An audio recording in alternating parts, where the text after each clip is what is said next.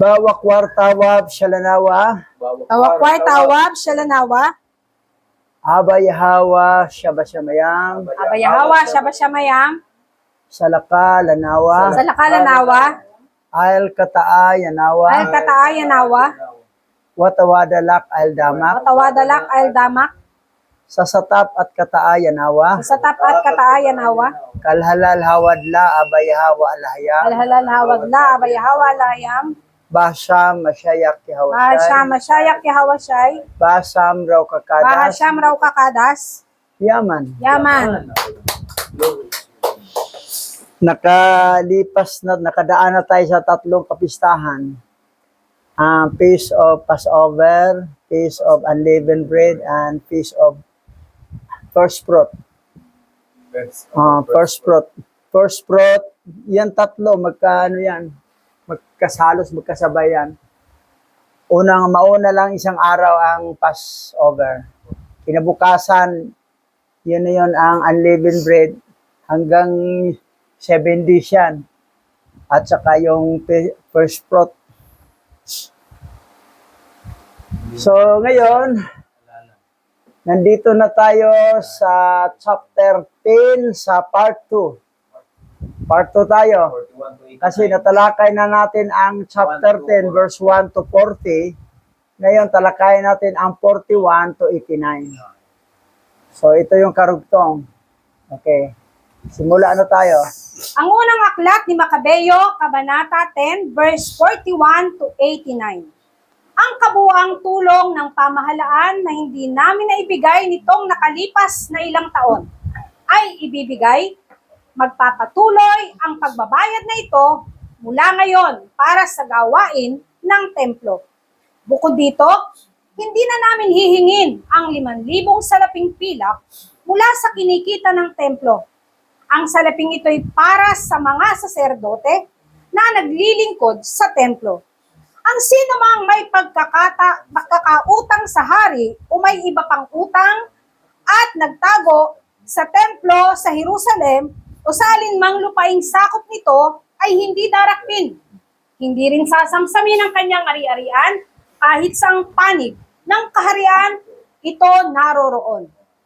So, yan ang promise ni Haring Demetrio kay Jonathan na dapat doon siya papanig. Pero si Haring Alejandro naman ay walang ganong matinding promise. Yung marlikang damit lang at saka corona na ginto. Tuloy natin. Ano pang mga promise ni Haring Demetrio? Ang gugugulin para sa muling pagpapatayo at sa pagpapaayos ng templo ay manggagaling sa kabangyaman ng palasyo. Gayon din naman, ang gugugulin sa pagpapaayos ng mga pader ng Jerusalem at ng mga kuta sa paligid nito, pati ang mga pader ng itinakdang mga lungsod sa Judea ay manggagaling sa kabangyaman ng palasyo. Nang marinig ni Jonathan at ng bayan ng mga alok ni Haring Demetrio, ayaw nilang maniwala o tanggapin man ang mga iyon, sapagkat naalala nila ang malupit na pakikitungo nito sa kanila at ang mga kahirapang idinulot sa bansang Hudyo. Kasi alam ni Jonathan na si Haring Demetrio ang nagpapatay kay Judas Macabeo, na ang nanguna sa hukbo ay si Bagidis. Si Bakidis. Ngayon, dahil magkalaban ni Demetrio ang isang haring si Alejandro, ay kunwari nag-promise siya para papanigan siya. So, pag matalo niya si Alejandro, yung promise niya, pwede niya bawiin yun na hindi mangyari. Biro mo, matindi ang promise eh. Galing sa kaba ng palasyo ang pagpaayos ng templo, lahat ng mga pader. Malaking yan eh, malaking sobrang pambubula, pang-uuto. Wow. Samantala, katakot-takot yung ginawa nila sa panahon na wala pang kalaban si Demetrio. Ngayon, bigla lang bumait. Bigla lang nangako na matinding pangako. Okay, tuloy tayo. Minabuti nilang ang kilalanin ay si Alejandro at sa kanya ibigay ang kanilang katapatan.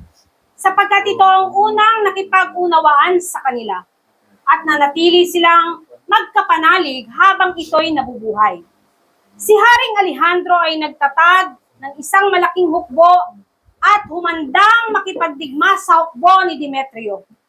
Subalit nang magkaharap na ang mga hukbo ng dalawang hari, umatras at tumakas ang hukbo ni Alejandro. Tinugis sila ni Demetrio at nagwagi ito sa digmaang iyon. Nakipaglaban si Alejandro hanggang sa paglubog ng araw at nasawi si Demetrio ng araw na iyon. So, matinding labanan eh. Medyo natalo pa nga silang Alejandro eh. Tumakbo sila Alejandro. Inabol sila. Pero talagang surviving talaga sila Alejandro hanggang maghapon at sa wakas napatay ni Alejandro si Demetrio. Tapos ang kabanata ni Demetrio. Si Demetrio, nasawi si Demetrio ng araw na iyon. Okay, tuloy. Pagkatapos, nagsugo si Alejandro kay Haring Ptolomeo VI ng Ehipto at ganito ang kanyang ipinasasabi. Nakabalik na ako sa aking kaharian at nakaluklok na sa trono ng aking mga ninuno. Ako na ang namamahala sa buong bansa. Nakipaglaban ako kay Demetrio. Tinalo ko siya at ang kanyang hukbo at nasakop ko ang kanyang kaharian. Ngayon, ako'y handa na makipagkaisa.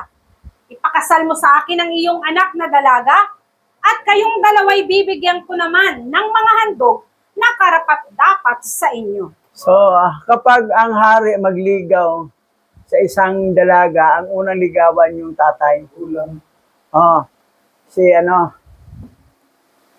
Yung hari sa Egypto, si Ptolomeo VI. Wala nang paraon. Natapos na kabanata ng paraon. Si Ptolomeo na. Ptolemy. Ptolemaic dynasty. Si Ptolemy na. Ptolemaic dynasty.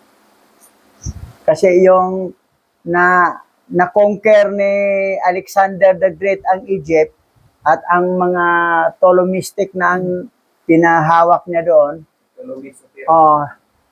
Tapos wala na ang nawala na ang kabanata ng mga paraon. Wala na mga Na galing yun kay Rikayon. Si Rikayon yun eh. Kayo pauso ni paraon.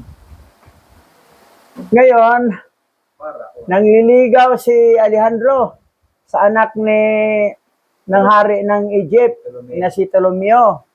Magbigay siya ng mga handog, regalo sa kanilang dalawa na mag-ama. Sino yung babae ng dalaga? Si Cleopatra yun eh. Oo. Cleopatra. Patuloy tayo. Yan. Cleopatra. Ganda yun. Cleopatra. Ito ang naging tugon ni Haring Ptolomeo. Isang dakilang araw na may tuturing ang pagbabalik mo sa iyong bansa at pagluklok sa trono ng iyong mga ninuno. Sumasangayon ako sa iyong mga mungkahi. Subalit magkita muna tayo sa Tolimaida para magkakilala tayo ng mabuti. Saka ko'y pakakasal sa iyo ang aking anak na dalaga. Kaya ng taong 138 BCE, umalis ng Ehipto si Haring Ptolomeo at ang anak niyang dalaga na si Cleopatra at pumunta sa Tolimaida. Yan. Cleopatra. Ang asawa ay maging husband niya si Alejandro. Yan ang reyna ng Egypt na mga Ptolemistic, hindi paraon. Okay, tuloy tayo. Sinalubong sila ni Haring Alejandro at ipinakasal nga sa kanya si Ptolomeo, ang anak niyang dalaga. Buong karangyaang ipinagdiwang sa Tolimaida ang pag-iisang dibdib nila. Sinulatan ni Haring Alejandro si Jonathan na makipagkita sa kanya. Nagpunta nga sa Tolimaida si Jonathan at humarap sa dalawang hari para magpakitang gilas. Binigyan niya sila ng mga handog na pilak at ginto Binigyan din niya ng maraming handog ang matataas na pinunong kasama nila. Gayon na lamang ang paghanga ng lahat kay Jonathan. Nagpakita gilas kasi ito si Jonathan namimigay ng mga handog ang mga ginto, pilak. Oh. So, humahanga sila kay Jonathan. Kasi si Jonathan at saka si Alejandro, magkakampi na. Magkaalyansa na sila. Ang isang hari nga, si Demetrio, yan, tigok na. Matay na. Napatay na nag-promise ng pambubula lang yan So, tuloy tayo. Bolero. Ngunit may ilang taksil na Hudyo na nais manira kay Jonathan at nagpatid sila ng mga maling paratang laban sa kanya. Subalit hindi ito pinansin ni Haring Alejandro. Ipinag-utos pa nga niya na pagsuotin si Jonathan ng kasuotang hari at pinarangalan pa sa pamamagitan ng pagpapaupo rito sa kanyang tabi. Iniutos ni Alejandro sa kanyang mga pinuno na dalhin si Jonathan sa sentro ng lungsod at ipahayag na walang sino mang dapat magparatang laban dito sa anumang kadahilanan at wala ring dapat magsimula ng anumang gulo para isangkot ito. Hindi talaga mawala yung mga Hudyong taksil, no? may mga ano siluso. Kahit dito sa atin, sa Rimnan, may mga taksil talaga. Yeah. Hindi sumunod, hindi marunong magpasakop tulibagbag. Gusto magsarili. Tapos naninira pa kay Jonathan. Hindi naman siya pinaulayaan ni Alejandro. Pinangaralan pa ng gusto si Jonathan. So may mga inggit na mga ano yun Mga inggit. Bakit siya lang nagkaroon ng ganyan, mag-interpret? Bakit kami wala?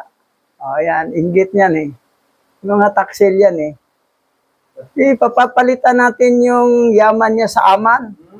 Yan. Totoo Taksil kaya? talaga. Sa isip, Baguhin mo. sa isip siguro na to, totoo kaya? Sa Hebro nakalagay, yaman, hindi aman. Bakit di palitan mo aman ang yaman? Kung aman, di aman. Kung yaman, yaman. Bakit ayaw mo sa yaman? Gusto mo aman. Gusto mo lang pakapin, ayaw mo sa blessing. Mga mga taksil. Noon, may mga taksil na Hudyo, na mga Israelita. Ngayon, mayroon din dito. Ayaw malis May dugo kasi. May dugong halong fallen angel yan na naralaytay. Sa panahon ni Mashiach Yahweh, itong mga Hudyo, puro kontra. Puro kontra kay kay Mashiach Yahweh ay maniwala. Klaro na sinabi ni Mashiach Yahweh yung sa nilinaw na siya ang Misaya, siya yung Yahawang nagkatawang tao. Ayaw talaga maniwala ng mga Hudyo. Sabi niya, di namin paniwalaan itong tao ito, saan galing to? Kami ay naniwala kami kay Moses. Doon sila kay Moses. Yung mga katuruan ni Moses, doon sila. Ayaw sila sa bagong tipan kay Mashiach Yahweh. Gusto sila doon. Magwisik-wisik pa ng mga dugo. Agoy! Para sa kapatawaran. Dugo ng hayop. Yan. So walang kaligtasan. Mga mga taksil, mga pasaway. Anti-Mashiach Yahweh, gusto nila Yahweh lang. Tapos ang Yahweh naman nila, yung Aba, makaluluoy, kahabag-habag. Wala. Ginawa ng kawawa si Hawa doon sa kanila.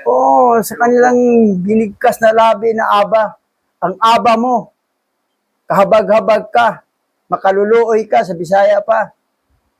Kasi ang Aba nila, walang H. Sa ancient Hebrew, may H ang A, hindi yung A lang. Wala talaga. Kahit yung mga tao na yan ay talaga, may dugo talagang fallen angel. Diklaro nga ni Diklaro nga ni Yahweh sa kanilang mga Hudyo na sabi niya, "You are the children of the devil. mga anak kayo ng Diablo. Sa John 8:44, dilinaw doon. Dahil ginagawa niyo ang ginagawa ng inyong ama. Siya ay mamatay tao sa simula pa at kalaban ng katotohanan. At wala sa kanya ang katotohanan. Ganon, talagang mga sotel talaga. So, nakakaawa. Ito namang wala ring alam, uto-uto din, siguro kapareho silang dugo lahat. Kaya lang sila magsang-ayon, kaya pareho dugo na may dugong fallen angel Mga ligaw na ubas. Tapos may talukbong pang lalaki. Levites yun. Ang Hebrew Israelite, sa 12 tribe, ang tribe of Levi lang ang magtalukbong. Walang tribe of Levi dito sa Pilipinas. Ang nandito, tribe of Manasseh, Naphtali, Sibulon, at saka Asher, yung 4 lang na tribo ang nandito. Ephraim, wala dito. Pero nagtalukbong kayo, hindi naman kayo tribe of Levi. Naglibi-libihan kayo. Ang Levi, ang Judah, ang Benjamin, mga sinumpa yan Dahil sila ang nagpapatay kay Masaya, kay Hawashai. Kaya pala ayaw nila tanggapin. Oo, Kasi sila pala ang dahilan sila para hatulan si Hawa sa kamatayan. Nanghugas nga sa kamay si si Poncio Pilato. Sabi niya, Wala po nakitang kasalanan. wala kong nakita kasalanan itong Hawashai nito. Kung gusto nyo, o sige, patayin nyo. Hatulan nyo ayon sa inyong Ayon sa yung batas. Kuha ko ng tubig, maghugas ako para wala akong kinalaman sa dugo nito, sa kamatayan ng taong ito. Sabi naman itong mga Diyos, sa aming lahi, tatanggap ng sa dugo niya. Hatol sa dugo niya. Yan, yun yung mga tribe of Judah na kahit tulibagbag talaga, Levi at saka Benjamin. Doon din naniwala yung iba Ano lang talaga sila yung King James 16:11 lang talaga sila. Patay. Oo, wala. So, nasa sumpa kasi sila Under curse. So, yan ang nangyari. Okay, tuloy tayo. Nang makita ng mga naiinggit at naninira ang karangalang iniuukol kay Jonathan Inggit din. at matapos marinig ang pahayag na ito, lahat sila'y tumakas. Pinarangalan pa rin ng hari si Jonathan nang ilista siya bilang isa sa mga pangunahing kaibigan ng hari at gawing general at gobernador ng kanyang lalawigan. Si Jonathan ay mapayapa at masayang nagbalik sa Jerusalem dahil sa tinamong tagumpay. Nang taong 137 BCE, si Demetrio II na anak ni Demetrio I ay umalis sa Krita at dumating sa Syria na lupain ng kanyang mga ninuno. Yan. Itong dasika nga Demetrio naman, yung anak. Kasi ang napatay ni Alejandro, itong Demetrio I. Taga Syria pala si Demetrio. Itong mga taksel, mga nainggit, Inggit. ayan, tumakas. Di sila nakapurma. Layas. Kasi gidipinsahan ni Alejandro si Jonathan Yan yung mga taksel talaga na ewan ko sa tao na mga gano'n na siguro, sa dugo siguro yun sa dugo nila. Tulibagbag. Kilala, biro mo, kilala na nila. Pero, pagdaon ng mga panahon, wala na, bumalik na, tatawag na sa mga fallen angel. Pasayaw-sayaw pa na sumba-sumba. Fallen angel na balik ang pagtawag, hindi na, wala na ang tunay na pangalan ng Creator. Gabriel na himaya. Wala talaga. So, nabilang sila sa taksel. Sa mga nainggit. Mayroon kasing mga ano tawag sila, mga Hudyo sila, by citizen. Hindi by blood. Hindi talaga dugo ni Jacob Israel yon. Kailan sila naging Hudyo? Kasi doon sila pinanganak sa bansa na yon at naging citizenship. Katulad ng Pilipino, doon pinanganak sa Amerika, naging American citizen na. Katulad si asawa ni Imelda ngayon, anak ko, American citizen, asawa niya. So, may mga gano'n na Hudyo, citizenship, pero hindi by blood. Kasi gano'n talaga tulibagbag. Gilid. Kasi hindi dugo talaga, totoong dugo ni Jacob. Hindi talaga sila mga elect na pinili, na panganak na before the foundation of the world. Kaya lang sila naging Hudyo, naging tribe of Judah, Levi at saka Benjamin, kasi sila ay by citizen lang, hindi by blood. Ngayon, ito naman si Jonathan, agawan talaga sa trono to, itong nangyari ito sa kila Demetrio at saka mga kay Alejandro. Na si Jonathan naman, liligawan nila kung saan papanig. Ito si Demetrio, the second, sa sunod na chapter ito, dito na pumanig si yung hari ng Egypt. Kinuha si Cleopatra doon kay Alejandro, gilipat niya dito. What? Salbahe itong na to, si Ptolomeo. Kasi nakita niyang malakas to Kinuha yung anak niya, tapos nilipat sa kay Demetrio. Pero mo, manugang na si Alejandro. Pero kinuha niya. At nilipat niya itong Demetrio the second. Diyan niya pinasawa. Pinag-asawa na si Cleopatra. Kaya malupit ang kwento ni Cleopatra Para naging prostitute. Oo. Palipat-lipat ng asawa yun Kasi yan ang gusto ng tatay Palipat-lipat ng asawa. Ang tatay ang nagano ron Maraming asawa yun Nagutos. si Cleopatra Tuloy tayo. Nang mabalitaan ito ni Haring Alejandro, siya'y nabahala at nagbalik sa Antioquia, ang kapitolyo ng Syria. Muling pinili ni Demetrio si Apolonio bilang gobernador ng Kalakhang Syria. Nagtatag si Apolonio ng isang malaking hukbo. Nagkampo sa malapit sa Jamnia at ipinasabi ang ganito kay Jonathan, ang pinakapunong saserdote. Dahil sa iyo, ako'y pinagtatawanan. Ngunit bakit ka naglalagi riyan sa kabundukan at patuloy sa paghihimagsik? Gayong wala namang tumutulong sa iyo. So, ang chief of staff ni sa hukbong sandatahan ni Demetrio ay si Apolonio na. Ito, magigirap to sila ni Jonathan. Kung talagang may tiwala ka sa iyong hukbo, bumaba ka rito sa kapatagan at makipaglaban. Sa gayon, mapapatunayan mo na nasa panig ko ang mga hukbo mula sa mga lungsod. Makikilala mo kung sino ako at kung sino-sino ang aking mga kapanalig.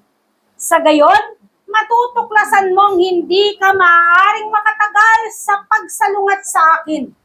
2 ulit nang natatalo sa sarili nilang lupain ang mga nauna sa iyo. Kaya paano mo maaasahang talunin ang aking hukbong mga bayo at ang uri ng hukbong itinalaga ko sa kapatagan? Dito'y wala kahit munting batong mapagtataguan at wala kang matatakasan. Nagyabang to si Apolonio. Wala daw batong matataguan at wala matatakasan. Parang tinakot niya si Jonathan na pag mag-gira, talo talaga si Jonathan. Okay, tingnan na natin. Tuloy tayo. Nang matanggap ni Jonathan ang pasabing ito ni Apolonio, siya'y nagalit. Tinipon niya ang 10,000 piling kawal mula sa Jerusalem. Nagdala rin ng mga kawal ang kapatid niyang si Simon at ang 2 pangkat. ay humimpil sa labas ng hupa. Ayaw silang papasukin ng mga kalalakihan ng lungsod sapagkat may isang pangkat doon ng mga kawal ni Apolonio. Ngunit sumalakay si Jonathan. At sa pagkasindak ng kalalakihan ng lungsod, binuksan nila ang mga pintuan at hinayang masakop ni Jonathan ang hupa. O yan, to, girahan na. Yari Ah. yun. Tuloy.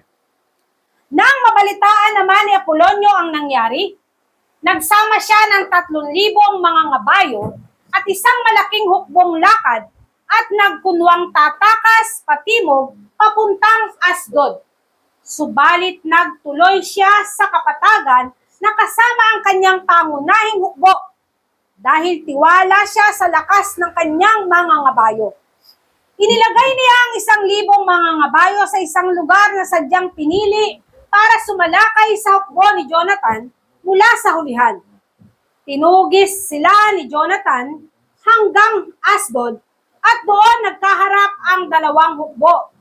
Noon lamang nabatid ni Jonathan na siya'y tinambangan na paligiran ng kanyang hukbo at pinaulanan sila ng mga palaso mula umaga hanggang gabi. Kalupit. O, pero mo, murang umaga hanggang gabi, pinaulanan sila ng palaso. Yung mga pana. Psh, psh, psh.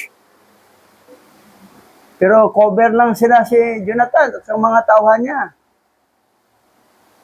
Walang kapaulanan, kaya karami yun. Maghapon pa. Ngunit nanatiling matatag ang mga tauhan ni Jonathan, gaya ng kanyang iniutos, at napagod ang sumalakay na hukbong mga ngabayo ng kaaway. Ayun na, napagod. At nang manlupay na ang mga iyon, dumating naman si Simon na kasama ang kanyang hukbo at sumalakay sa mga kalaban. Sa takot ng mga iyon, sila ay nagkawatak-watak at nagtakbuhan. Ang mga ngabayo na nangalat nasa kapatagan ay tumakas patungong Asdod at doon nagtago sa templo ni Dagon na kanilang Diyos-Diyosan. Subalit sinunog ni Jonathan ang lungsod at ang templo ni Dagon. Kaya natupok ang lahat ng nagtatago roon. Sinunog din niya ang mga bayan sa palibot at sinamsam ang mga ari-arian. O yan, natalo. Ang mga tauhan ni Apolonio. Napagod sila sa murang umaga hanggang hara ng palaso. Ang lupay-pay na, tamang-tama, dumating din si Simon, kapatid ni Jonathan, ginirat. Nagkawatak-watak ang kalaban, yung mga tauhan ni Apolonio. Nagtakbuhan, papunta sa lungsod ng Asdod. At doon sila nagtago sa templo ni Dagon. Si Dagon. Sino yan si Dagon? Yung fish god ng mga Palesteo. Oo. Diyos na isda yan. Yan yung si Christ. Ang ulo ay, Isda. Tao yan. tao. So, ang ulo parang Yung paa niya ang isda. isda. Minsan Si nakakapaglatan Dagon. din eh. Oo. Nalabas ang paa, minsan isda buntot. Oo. Yan ang sombrero ng Santo Papa. Papa, yung ulo. Na parang isda na yung bunganga doon. Si Dagon, isda yan Yung headdress ng mga na halimaw. Yun yung si Jesus Christ ngayon. Si Dagon. Dagon. Maliban pa kay kay Libyatan. Oliviatan. And then, fallen So, yan. Sinunog ang lungsod ng Asdod, Yan pala. pati ang templo ni Dagon, patay sila lahat. Diyos-Diyosan. Oo. Tapos, walang yabang ni Apolonio. Wala. Nadali sa Nikon. O, tuloy. Medyo Nang araw na iyon, humigit kumulang sa 8,000 katao ang namatay sa labanan at sa pagkatupo. Pagkatapos, umalis si Jonathan na tumimpil sa Ascalon. Dito'y lumabas ang kalalakihan ng lungsod na iyon at sinalubong siya para parangalan. Nagbalik sa Jerusalem si Jonathan at ang kanyang mga tauhan na maraming uwing nasamsam. Nabalitaan ni Haring Alejandro ang ginawa ni Jonathan at lalo pa niya itong pinarangalan. Pinadalhan niya ito ng isang gintong hibilyang pangbalikat na karaniway ibinibigay lamang sa kamag-anak ng hari.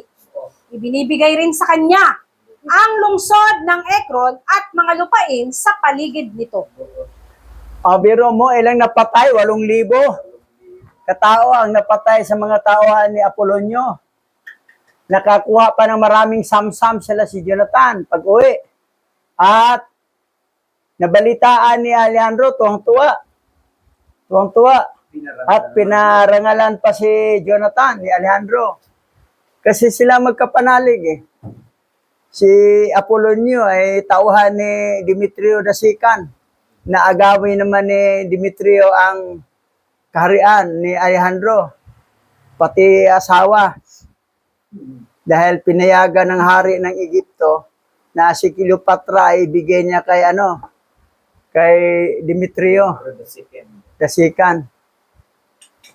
Kasi napatay ni Alejandro yung tatay niya. Pag-uwi ni Jonathan sa Jerusalem, masaya siya, maraming nasamsam, tagumpay sa labanan.